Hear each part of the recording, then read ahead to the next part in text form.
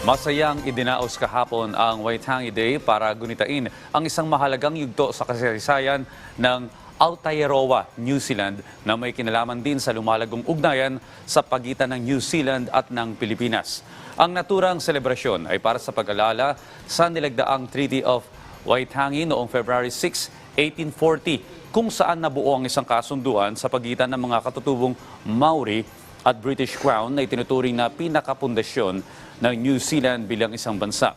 Samantala, dumali rin sa naturang okasyon sina Mayor Abby Binay at Mayor Wes Genchalian kasama ang iba pang dignitaries mula sa embahada ng ibang bansa gaya ng Greece, Egypt, Australia, Ireland, UK, Sri Lanka, Czech Republic at iba pa. Our cooperation spans a variety of sectors including trade, education, development and defence. It also is an opportunity for us to reflect on relations between the Philippines and Aotearoa, New Zealand, two partners that share not only a history of diplomatic relations, but also a commitment to building bridges of friendship and understanding.